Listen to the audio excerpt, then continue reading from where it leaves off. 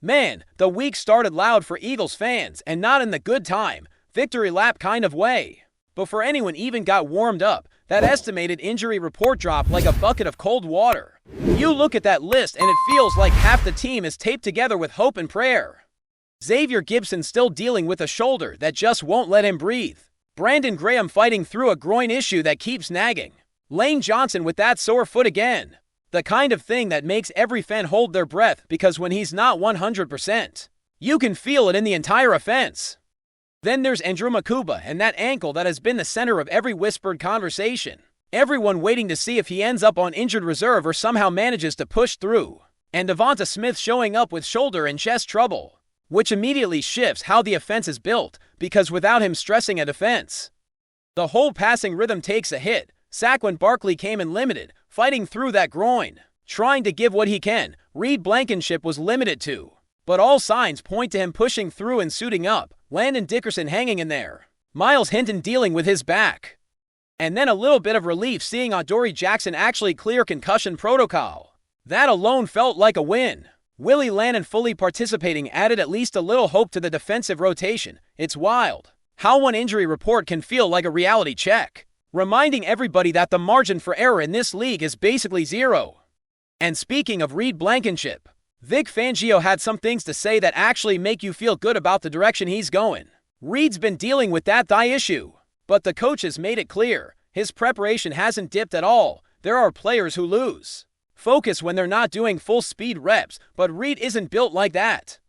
He stays locked into meetings, tracks everything during walkthroughs, and keeps his head fully in the game. That kind of commitment matters more than people realize, especially for a defense that's been patchwork for weeks. When they asked Fangio if he expected Reed to be available, he didn't hesitate. It was almost like he was thinking, of course he's playing, and that confidence from the coaching staff says a lot. But while Reed gets closer to returning, the conversation naturally shifts to the guy next to him, Sidney Brown. All signs point to Sidney finally stepping into a starting role, and honestly, it's a huge opportunity for him to show what he really brings. I've been waiting to see him get real snaps, not just rotational chances. And let's address the nonsense floating around some corners of social media. This idea that Sidney somehow hurt Makuba on purpose to take his job. Come on, man, it was a desperate tackle attempt. Bodies colliding at full speed. Makuba's injury was a freak football moment. Nothing more. Nobody is out here injuring teammates for playing time.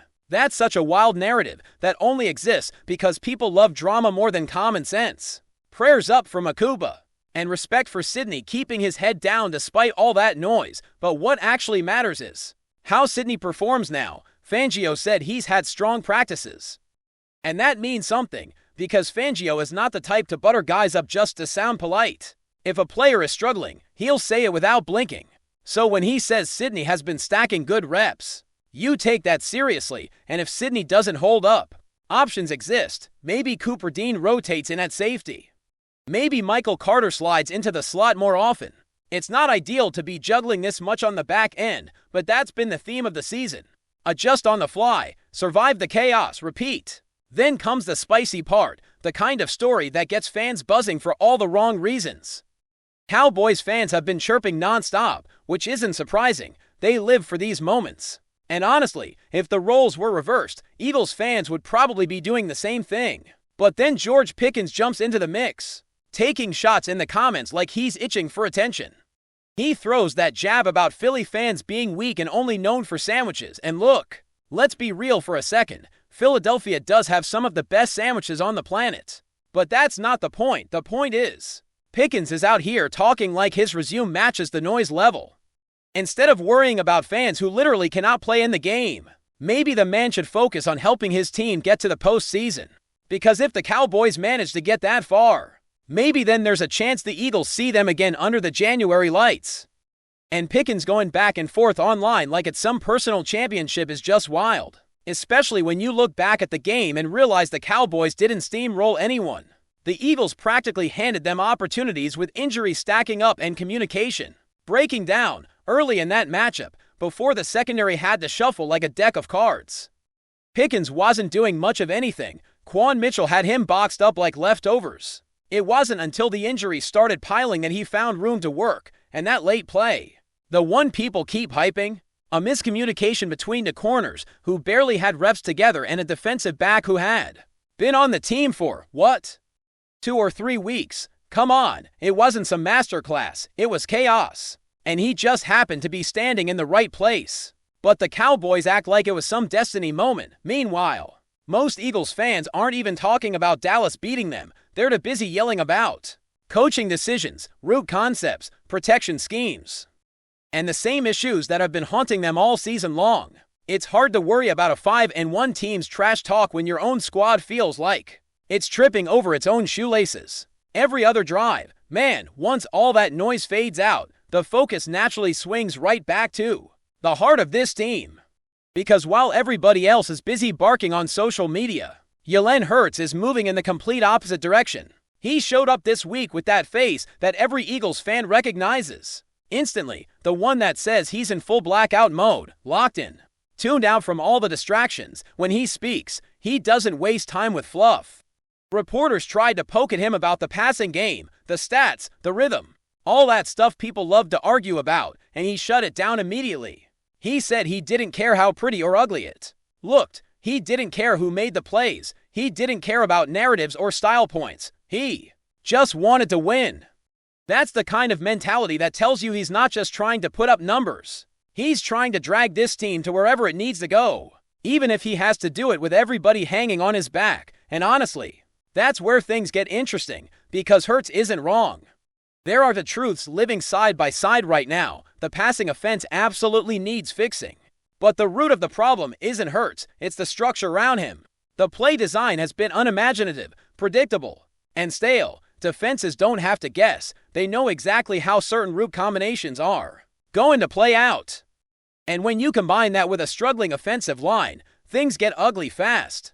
You can have the most talented quarterback in the league, but if the line collapses or the play call forces receivers into crowded windows, it's not going to matter. Just look at some of those breakdowns on film. The protections fall apart instantly. The interior gaps open like automatic doors, and Jordan Mailata, man, the clips circulating of him getting twisted around are rough to watch. He's a mountain of a man. But even mountains erode when they get hit by the same storm over and over. He's had better days, and he knows it. The whole uni knows it. But that's exactly why Hurts is so fed up with focusing on fragments. He doesn't want to sit around obsessing about passing yard totals when the team is sitting on a loss that could have been avoided. He's chasing identity, and right now that identity is hiding somewhere underneath all the chaos. The truth is the Eagles are built to pass. That's the strength of this roster, and pretending otherwise doesn't help anyone. But even if that's the case, you can't ignore the run game completely. Saquon Barkley is supposed to be the spark, the explosion, the guy who turns 5-yard runs into 50-yard heartbreakers for a defense. But you can see he's not moving the same way he was at the beginning of the year. That groin is affecting him, whether he wants to admit it or not. And when a player relies on burst and cutting ability, even a small tweak can throw everything off timing-wise. This is where Tank Bigsby comes into the picture. The kid is fresh, powerful, and runs behind his blockers like he's been waiting his whole life for these snaps. There's a different energy when he touches the ball. Like the offense suddenly remembers it has another gear tucked away. It doesn't mean he should take Barkley's job. No one is saying that. But it might be time to let Tank carry a little more of the load. While Saquon gets his legs back under him, sometimes you don't bench the Ferrari. You just let it cool off in the garage before you burn out the engine completely. Meanwhile, you take the G-Wagon out for a few drives because that thing will power through potholes and bad weather without complaining. That's Bigsby right now. Durable, hungry, unbothered. There's always that temptation to force the star player onto the field no matter what. But this part of the season is where teams get smarter or get exposed.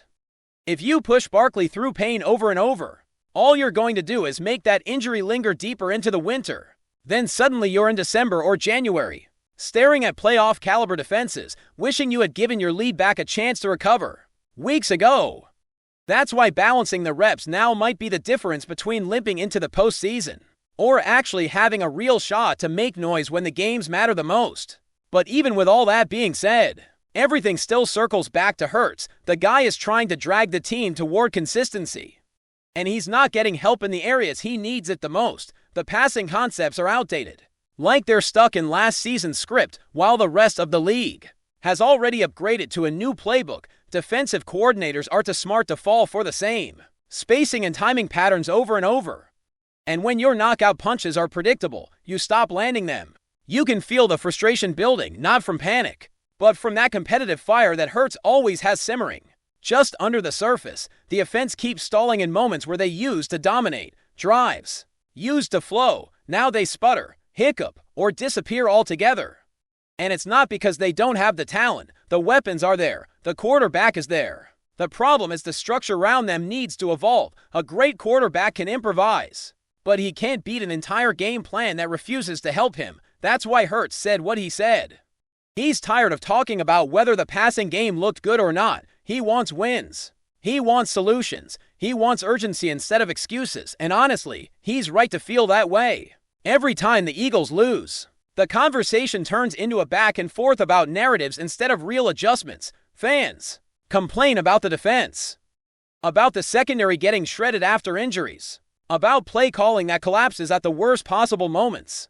And the players feel that frustration too, because they're living it. When you dominate early and then fall apart because of miscommunication, penalties, and injuries, it eats at you. It isn't about who beat who, it's about who beat themselves. And lately, the Eagles have been getting in their own way more than any opponent has. That's why Hurts' attitude hits so hard right now. He's tired of seeing the team drift away from what they're capable of. He's tired of the inconsistency. He's tired of watching winnable games slip away because of predictable routes, bad protection, and poorly timed decisions. He's tired of the conversations about style when the only thing that matters is the scoreboard. And if you've watched him long enough, you know that when he gets into that mindset, he becomes a different kind of leader, more demanding, more intense, more focused. It feels like the season is hanging in this weird balance. On one hand, the talent is undeniable. On the other, the problems aren't small. They're the kind of issues that can snowball if they're ignored. And that's why the urgency is hitting so hard in that locker room. Because the window is still open, the division is still within reach, the postseason is still the destination. But none of that means anything if the team keeps tripping over its own mistakes. Hurts knows that. The locker room knows that, and now the fans feel it too. If the Eagles can get healthy, sharpen the passing scheme, protect Hurts, and mix in a smarter run rotation, things can flip fast. But until that happens, the tension stays high and every game feels like a test.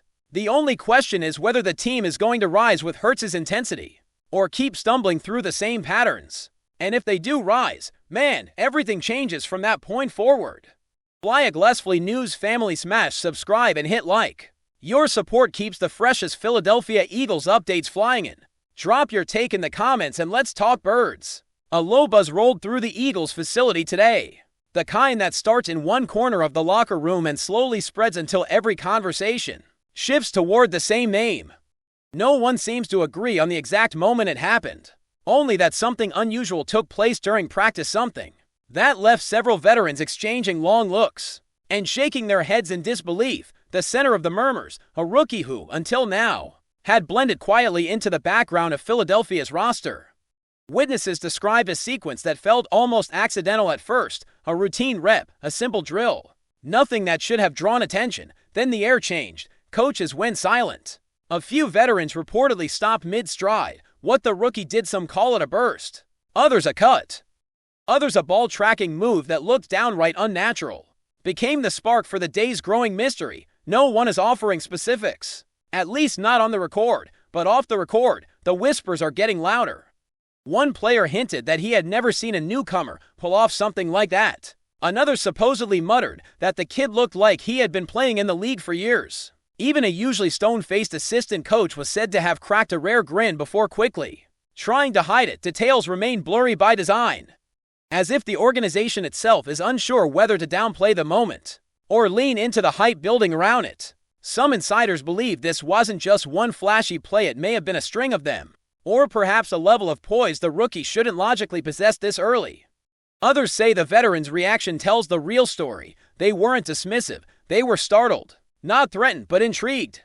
That sort of reaction doesn't happen often in a locker room accustomed to noise and inflated expectations. For now, the Eagles aren't commenting, leaving the rumor to grow on its own. Maybe it was a fluke, maybe it was a sign Or maybe it was the first glimpse of a player who isn't supposed to be ready yet, but somehow is. One thing is certain, whatever happened in that practice field has the team buzzing. And the rookie's name echoing far louder than anyone expected this early in his career. That's a wrap from FlyEaglesFly News.